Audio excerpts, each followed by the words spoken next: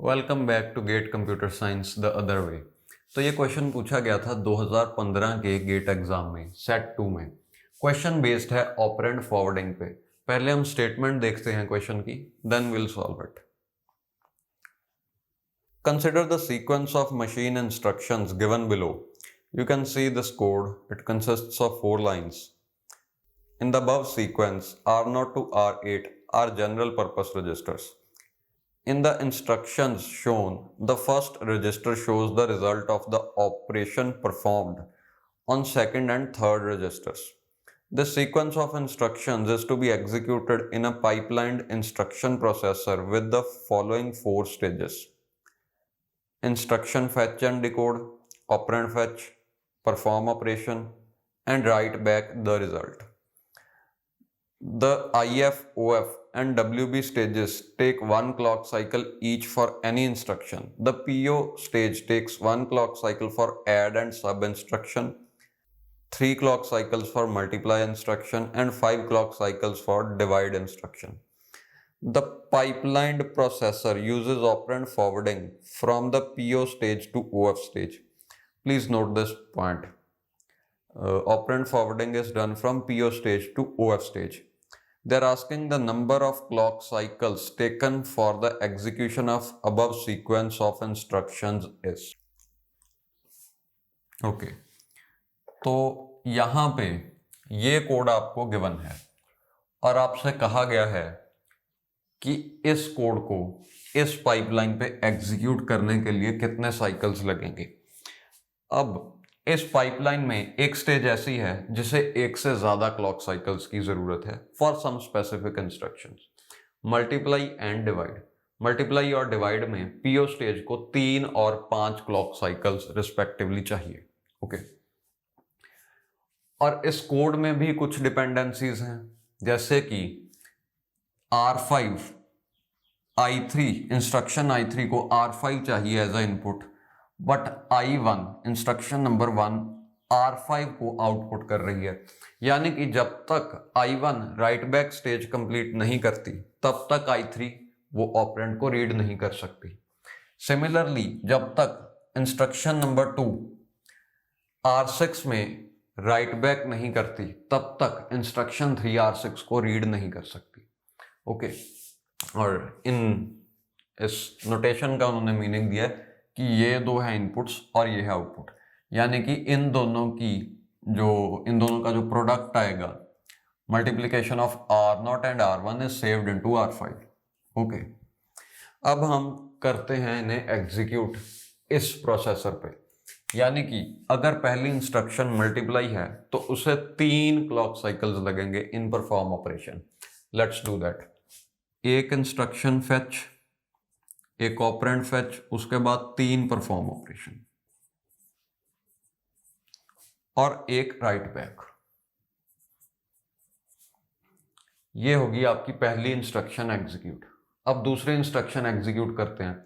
उससे पहले आप ये देखो कि दूसरी इंस्ट्रक्शन पिछली किसी भी इंस्ट्रक्शन पे डिपेंडेंट नहीं है, यानी कि यहां पे हमें डिपेंडेंसीज की कोई चिंता करने की जरूरत नहीं। अब दूसरी इंस्ट्रक्शन है डिवाइड। डिवाइड को 5 परफॉर्म ऑपरेशन साइकिल्स चाहिए। यहां पे आप परफॉर्म ऑपरेशन एग्जीक्यूट नहीं कर सकते क्योंकि ऑलरेडी वो हार्डवेयर इंस्ट्रक्शन I1 यूज कर रही है, तो आपको 2 क्लॉक साइकिल्स के लिए वेट करना पड़ेगा। उसके बाद आप 5 बारी परफॉर्म ऑपरेशन हार्डवेयर को यूज करोगे।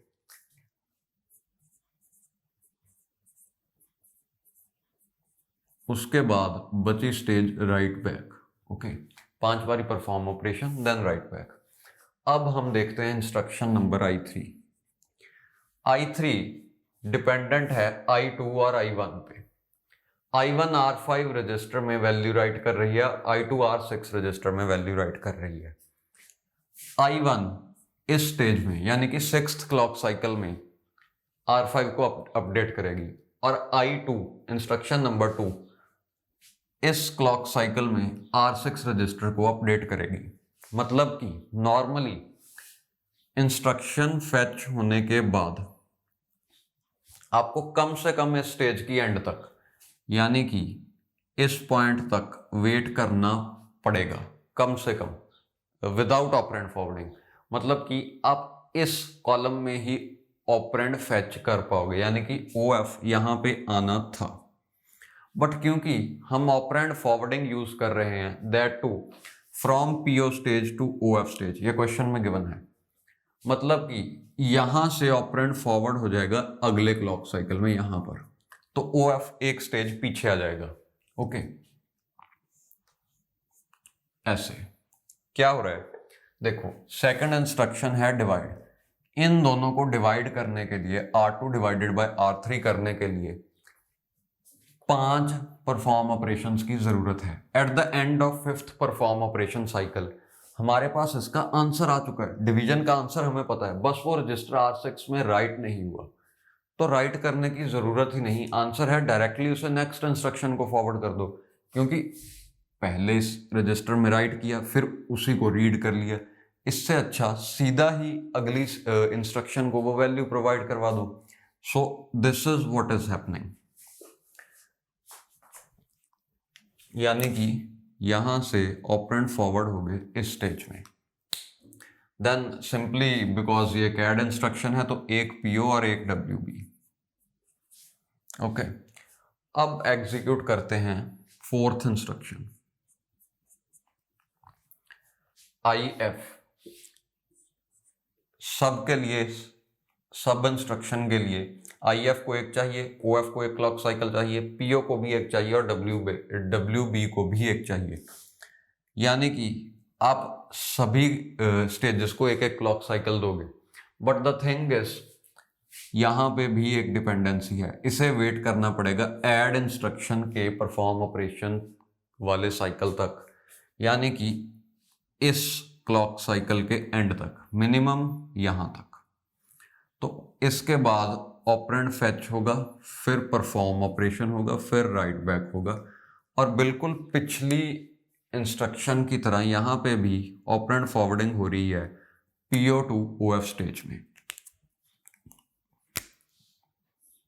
लाइक दिस, मतलब कि जो थर्ड इंस्ट्रक्शन R5 और R6 को ऐड करके जो वैल्यू जनरेट कर रही है वो हम रजिस्टर में राइट करने के बजाय सीधा अगले इंस्ट्रक्शन को दे रहे हैं, क्योंकि अगले इंस्ट्रक्शन को वही वैल्यू की जरूरत है। ओके, अब आप देखो यहां पे कितने क्लॉक साइकिल्स लगे,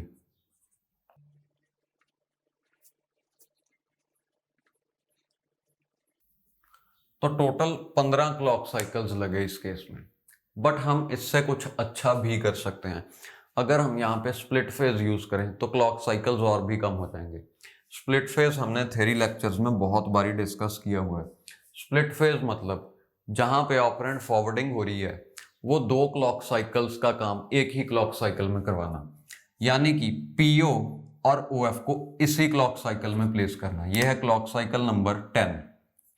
तो 10th क्लॉक साइकिल के फर्स्ट हाफ में यानी कि राइजिंग एज में आप परफॉर्म ऑपरेशन करवा दोगे, और उसी क्लॉक साइकिल के बचे हुए आधे पार्ट में यानी कि यहां पे आप ऑपरेंड फेच करवा दोगे ऑफ नेक्स्ट इंस्ट्रक्शन। ओके, तो ये OF एक स्टेज पीछे आ जाएगा यानी कि यहीं पर, और सिमिलरली PO भी एक स्टेज शिफ्ट होगा और WB भी एक स्टेज शिफ्ट हो जाएगा।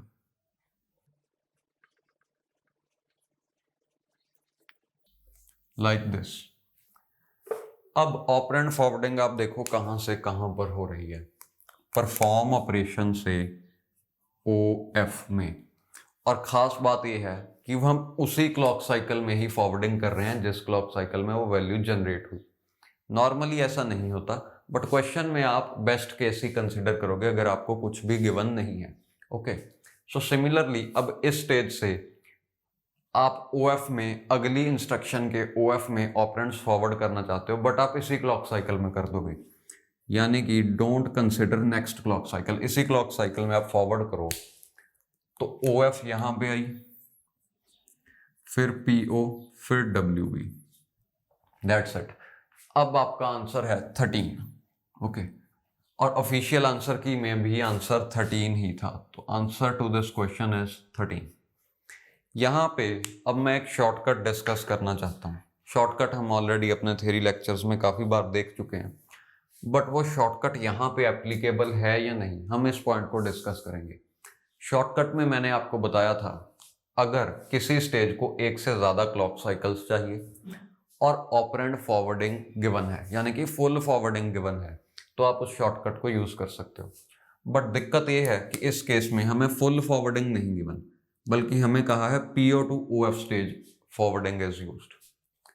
फिर भी मैं कह रहा हूँ यहाँ पे वो शॉर्टकट यूज हो जाएगा, बिकॉज यहाँ पे इस डायग्राम को देख के अगर मैं ये इरेज कर दूं, यहाँ से इस डायग्राम को देख के आप ये नहीं बता सकते कि फॉरवर्डिंग किस स्टेज से किस स्टेज में हो रही है।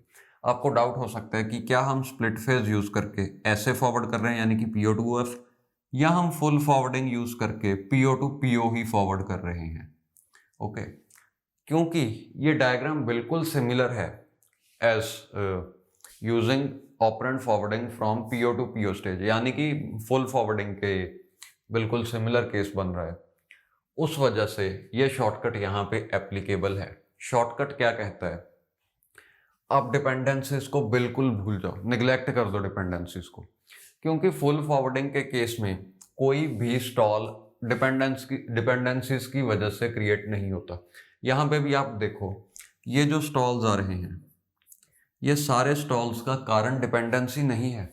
इनका कारण है कि किसी इंस्ट्रक्शन को एक हार्डवेयर एक से ज़्यादा साइकिल्स में चाहिए। देखो, हम PO इन में से किसी भी जगह पर वैसे भी नहीं परफॉर्म करवा सकते थे, क्योंकि PO ऑलरेडी कोई और इंस्ट्रक्शन यूज कर रही है। तो इस क्लॉक साइकिल के बाद, यानी कि 5 बारी PO यूज करने के बाद ही हम 11th क्लॉक साइकिल में PO यूज करवा पाएंगे फॉर इंस्ट्रक्शन I3। यानी कि यहाँ पे कोई भी ऐसा स्टॉल नहीं है जो क्रिएट हो रहा हो डिपेंडेंसीज की वजह से। इसी कारण से शॉर्टकट कहता है कि डिपेंडेंसीज को भूल जाओ। Okay, consider these normal instructions. और दूसरी बात क्या है, आप इसे भी भूल जाओ कि कोई इंस्ट्रक्शन किसी स्टेज को एक से ज़्यादा क्लॉक साइकिल्स के लिए यूज़ कर रही है। यानी कि आप सिर्फ इतना मान लो कि सभी इंस्ट्रक्शंस सभी स्टेजेस को एक ही बार यूज़ करती हैं, और आंसर ढूंढो। तो यहाँ पे 4 इंस्ट्रक्शंस हैं, तो पहली इंस्ट्रक्शन को 4 क्लॉक साइकिल्स लगेंगे, बिकॉज उस टाइम पाइपलाइन खाली होगी।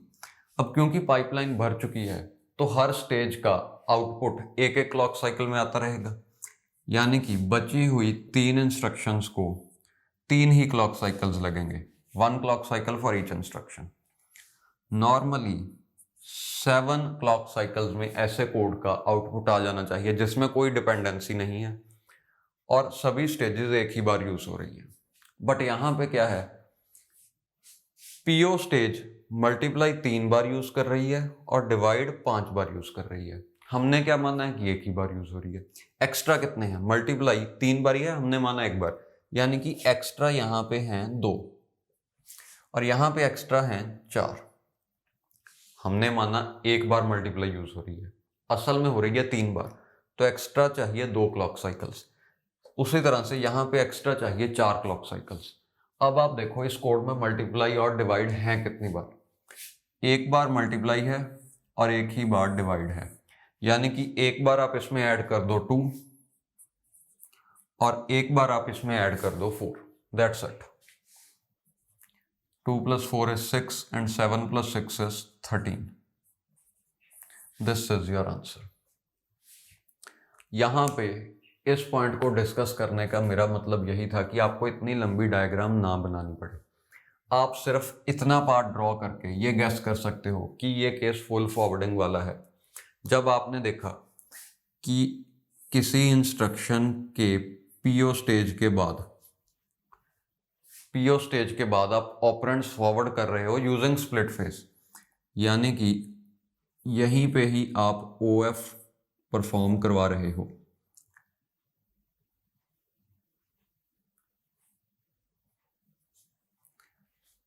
और OF के बाद है PO स्टेज। सिर्फ आप इतना पार्ट ड्रॉ करके ये जान सकते हो कि यहाँ पे फुल फॉरवर्डिंग वाला ही केस है। एक्चुअली फुल फॉरवर्डिंग में आप ऐसे ऑपरेंड्स फॉरवर्ड करोगे तो फर्क तो कोई भी नहीं है, मतलब क्लॉक साइकिल्स तो उतने ही लगेंगे, सिर्फ एक एरो का फर्क है, यानी कि हार्डवेयर चेंजेस होंगे, हार्डवेयर लेवल पे डिफरेंस है, बट इंटरप्रिटेशन में कोई डिफरेंस नहीं होगा। अगर आप सिर्फ डायग्राम देखो, आपको ये नहीं पता चलेगा कि कहाँ से कहाँ फॉरवर्डिंग हो रही है without noticing this arrow. Okay, इसी वजह से आप डिपेंडेंसीज को नेग्लेक्ट कर सकते हो, क्योंकि यहाँ पे फुल फॉरवर्डिंग है। डिपेंडेंसीज नेग्लेक्ट करने के बाद आपने मान लिया सभी स्टेजेस को एक एक क्लॉक साइकिल चाहिए, वैसा मानने से आंसर आया 7, बट चाहिए इसे 2 एक्स्ट्रा चाहिए, इसे 4 एक्स्ट्रा चाहिए, वही आपने ऐड कर दिया and your answer is 13। That's it.